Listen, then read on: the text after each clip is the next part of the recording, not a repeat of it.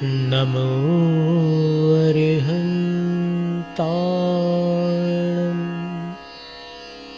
नमो सिद्धाणं नमो आर्याणं नमो उवझायाणं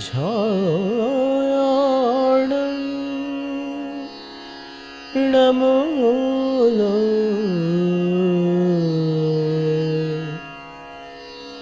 सव्वसाहुणम्।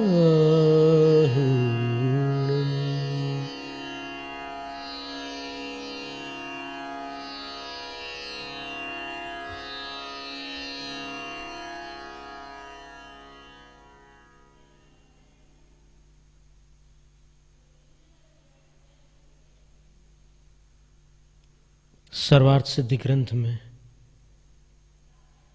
ब्रह्मचर्य की रक्षा के 5 उपाय बतलाए हैं, जिसमें से पहला उपाय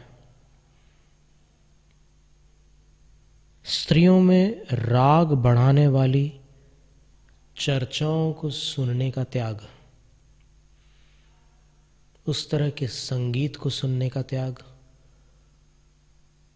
उस तरह की घटनाओं को सुनने का त्याग,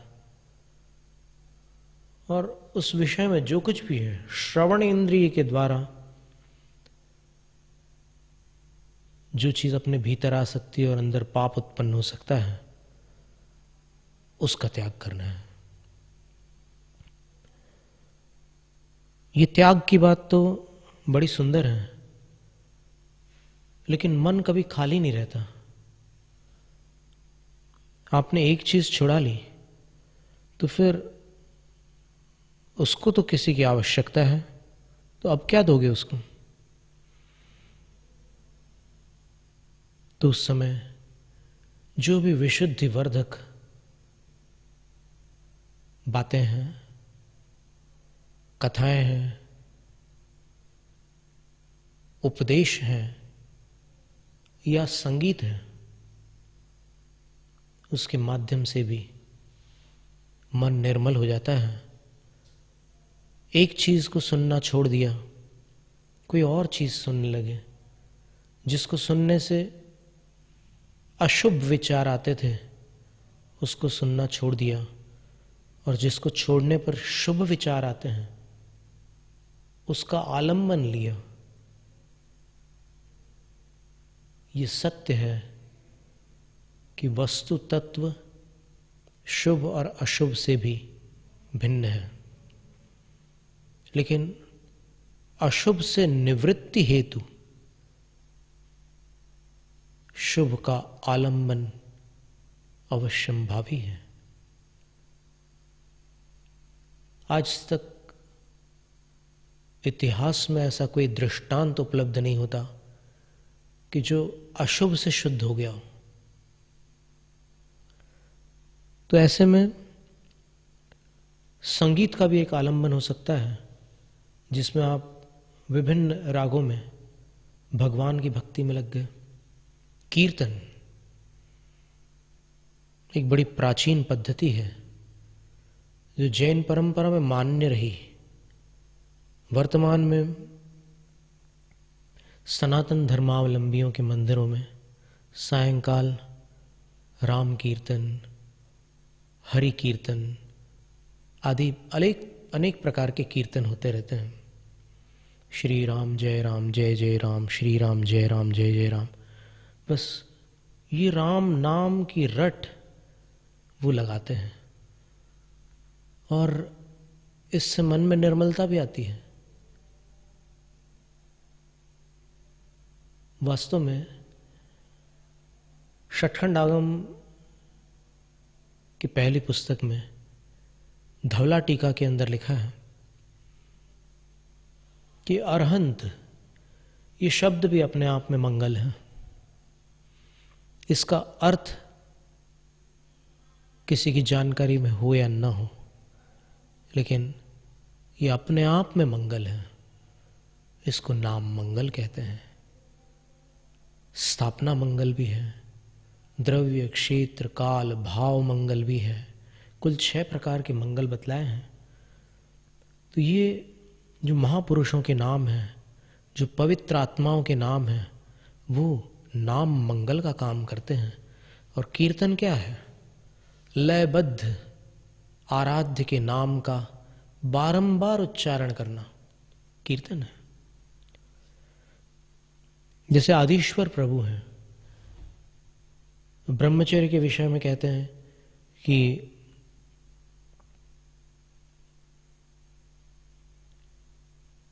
आचार्य मानतुंग स्वामी ने जो उनकी स्तुति की है, भक्तामर स्तोत्र जिसका नाम है, उसके 15वें काव्य की एक माला सूर्योदय के समय फेर ली जाए, दीप धूप साथ में रख करके, तो फिर मन में शील संबंधी विचारों की विशुद्धि प्रकट होती है और जो कमजोरियां हैं उससे मनुष्य ऊपर उठने लग जाता है। आदिनाथ भगवान का कीर्तन भी काम क्रोध को शमन प्रदान करता है और वो कीर्तन जय जय आदिश्वर स्वामी, जय जय आदिश्वर स्वामी, जय जय आदिश्वर स्वामी, जय जय आदिश्वर स्वामी, जय जय आदिश्वर स्वामी, जय जय आदिश्वर स्वामी, जय जय आदिश्वर स्वामी, जय जय आदिश्वर स्वामी।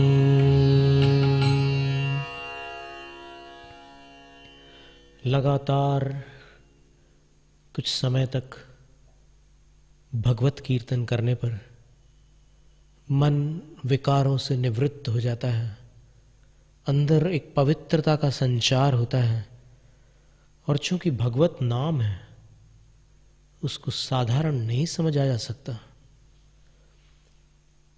गोस्वामी तुलसीदास जी ने रामचरितमानस में एक चौपाई लिखी है, कोटि कोटि मुनि जतन कराई, अंतराम कही आवत नाही।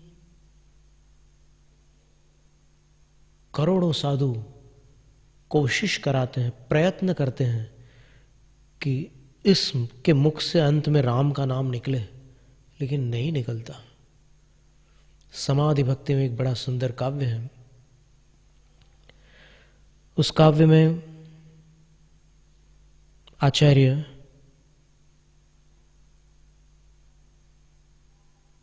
भक्ति के रचनाकार आचार्य बड़ी ही मार्मिक बात अभिव्यक्त कर रहे हैं कि जिनेंद्र भगवान की भक्ति एक तो बड़ी मुश्किल से मिलती है और मिलने के बाद फिर उसमें निस्वार्थता और दुर्लभ है, एकाग्रता और दुर्लभ है, और फिर उसकी धुन सवार हो जाना और दुर्लभ है। आचार्य कहते हैं कि इस जगत में भगवान का नाम बहुत लोग जानते हैं, भगवान के नाम मंत्रों के पदाक्षरों का भी बहुतों को अभ्यास है, जाप्य करते हैं, परंतु मृत्यु काल में कंठ से भगवान का नाम निकलना सरल नहीं होता। जिसने अपने मुख का, जिसने अपने वचन बल का गलत इस्तेमाल किया हो, दुरुपयोग किया हो, जिसकी रसना न खाने योग्य वस्तुओं में आसक्त रही हूं,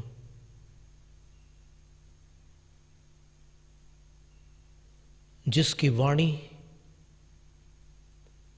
अपशब्दों का उच्चारण करती रही हूं, जिसकी वाणी आत्म प्रशंसा पर निंदा करती रही हूं, जिसके मुख से हमेशा दूसरों की बुराई निकलती रही हो, उसके मुख से अंत में भगवान का नाम कैसे निकल सकता है? भगवान का नाम पवित्र है, वो पवित्र मुख से ही निकलता है।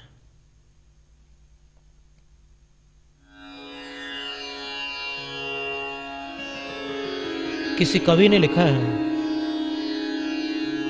क्षण भंगुर जीवन की कलिका, कल प्रातः काल खिली न खिली, मलयाचल की शुचि शीतल वायु सुगंध समेत मिली न मिली, कलिकाल कुठार लिए फिरता, कलिकाल कुठार लिए फिरता, तन नम्र से चोट झिली न झिली, भजले प्रभु नाम अरी रसना, फिर अंत समय में हिली न हिली।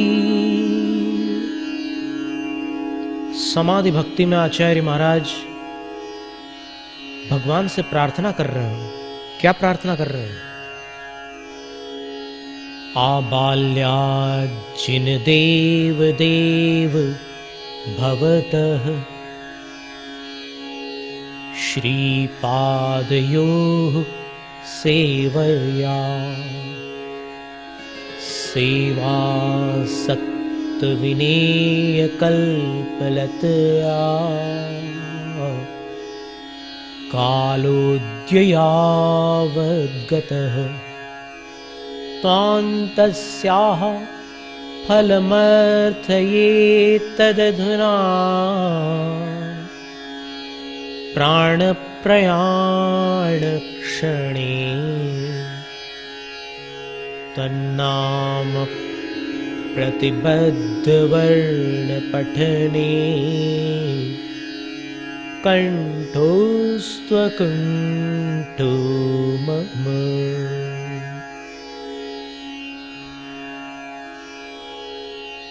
बड़े बड़े महान संतों ने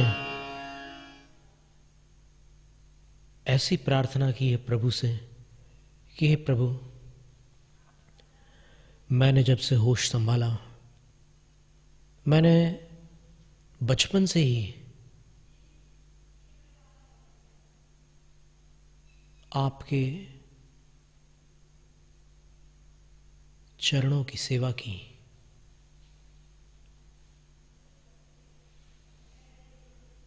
आपके शोभा संपन्न चरण कमलों की मैंने भक्ति की, और आज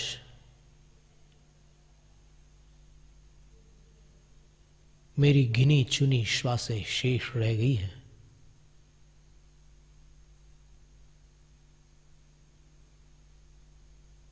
और आपकी सेवा में आसक्त मेरी भक्ति एक कल्प लता का रूप धारण कर चुकी है।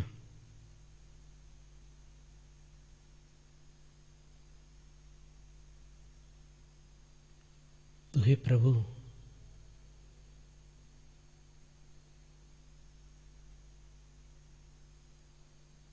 मैं आज आपसे कुछ मांग रहा हूं। आप जानते हो मैं बहुत कम मांगता हूं। मुझे आप मिल गए तो फिर आपसे बड़ा और कौन हो सकता है जिसको मैं पाने की अभिलाषा करूं।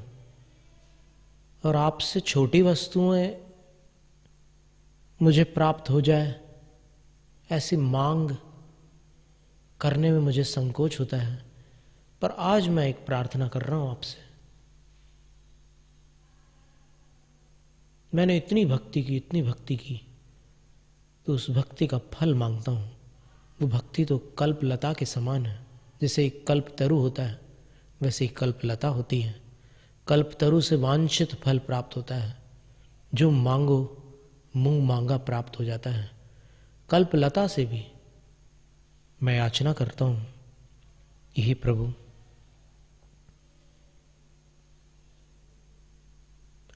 प्राण प्रयाण क्षणे, जब मेरे प्राणों का प्रयाण हो रहा हो, यानी जब मेरी अंतिम श्वास निकल रही हो, तब त्वन्नाम प्रतिबद्ध वर्ण पठने कंठोस्त्व कुंठो मम, मेरा कंठ अकुंठित रहे जब मेरी अंतिम सांस निकले। और किस विषय में अकुंठित रहे, मैं क्या बोलना चाहता हूं आखिरी में? त्वन्नाम प्रतिबद्ध वर्ण पठने, बस आपके नामाक्षर लेना चाहता हूं। मरते समय मेरे मुंह से आपके नाम संबंधी अक्षरों का उच्चारण स्पष्ट रूप से निकले। बस यही मैं जीवन भर जो आपकी भक्ति की है उसके बदले में मांग रहा हूं। तो ये भक्ति की शक्ति का वर्णन है। इतने बड़े बड़े ज्ञानी जन, ध्यानी जन मरण काल में भगवान से उनका नाम मांग रहे हैं। इसका अर्थ यह है कि उनका नाम पतित पावन है, अपवित्र को पवित्र बनाने वाला है। इसीलिए धवला की पहली पुस्तक में नाम मंगल का चित्रण है। नाम मंगल को न जानने वाले कहते हैं कि अरे नमोकार को पढ़ने से क्या फायदा होता है, स्वाध्याय करके पहले समझो तो सही कि नमोकार क्या है। ऐसा एक तरफा निर्णय उचित नहीं है, क्योंकि जिन जानवरों को नमोकार मंत्र सुनने पर देवगति प्राप्त हुई थी, उनने कभी स्वाध्याय नहीं किया था। नाग नागिन धरणेन्द्र पद्मावती बने, कुत्ता यक्ष बन गया और बैल वृषभध्वज राजकुमार बना। न जाने ऐसे कितने दृष्टांत आते हैं। यदि वह महामंत्र अपने आप में मंगलकारी न होता तो फिर उन प्राणियों पर उसका यह प्रभाव कैसे पड़ सकता था? जैसे नींद की गोली खाने पर न चाहते हुए भी नींद आती है, उसी प्रकार इन अक्षरों में भी कोई ऐसा निमित्त नैमित्तिक संबंध है, कुछ ऐसी शक्तियां भरी हुई हैं कि उन अक्षरों के कान में पड़ते समय मरण काल में सद्बुद्धि सद्विचार उत्पन्न होते हैं, सद्गति की प्राप्ति होती है। तो यदि ब्रह्मचर्य के लिए भक्ति मार्ग को अपनाकर कीर्तन किया जाए भगवत का, तो फिर इससे अच्छी बात क्या हो सकती है? सायंकाल थोड़ा समय निकाल लिया, आरती भक्ति कीर्तन कर लिया, तो उससे मन में पवित्रता आती है। और कभी विकार भारी पड़ रहा हो, पुनः कीर्तन प्रारंभ कर दिया, उससे भी फर्क पड़ता है। तो ये सुनने की बात थी। अच्छी चीज सुनकर बुरी चीजों के श्रवण को छोड़ देने से भावों में निर्मलता आती है। जैनम जयतु शासनम, जैनम जयतु शासनम, जैनम जयतु शासनम।